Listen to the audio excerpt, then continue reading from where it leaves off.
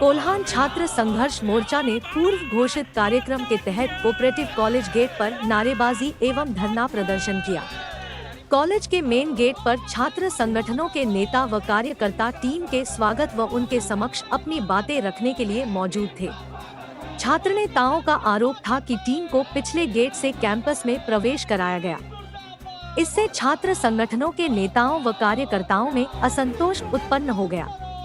उन्होंने अंदर जाने की अनुमति मांगी। प्रशासनिक पदाधिकारियों ने उन्हें गेट पर ही रोक दिया।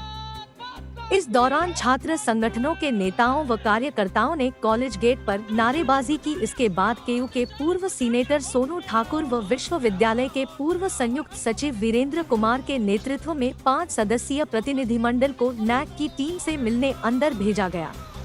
सभी ने नैक की टीम से मुलाकात की। टीम को अंगवस्त्र भेंट कर सम्मानित किया, साथ ही उनके समक्ष अपनी बातों को रखा।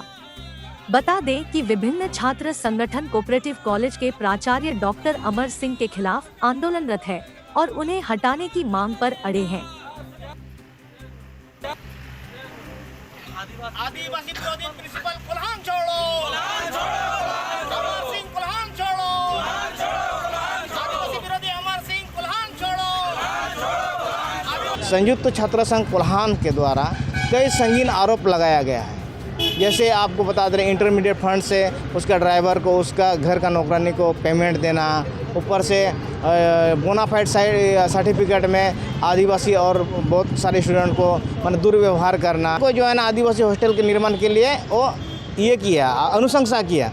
उसी के कारण आदिवासी विरोधी कहा गया है। आरोप लगा हुआ है, बहुत आरोप लगा है। आज भी हम लोग धरना प्रदर्शन में बैठे हैं कोऑपरेटिव मुख्य द्वार में। इसमें ऐसा हुआ कि प्रिंसिपल जो ना बैक डोर से बैक वाला जो पिछले जो दरवाज़ा है वहाँ से नेक को घुसाए। ये बहुत शर्म की बात है। हम लोग तो आप ठीक है प्रिंसिपल का विरोध कर रहा है, लेकिन नेक का तो विरोध नहीं कर सकते हैं। हम लोग शांतिपूर्ण तरीक़े से अपना मांग रख सकते हैं, डेमोक्रेटिक देश है, रख सकता है, लेकिन बैक डोर से घुसाए। इसीलिए बैक डोर से वो लोगों को घुसाया ताकि सच्चाई पता ना चले।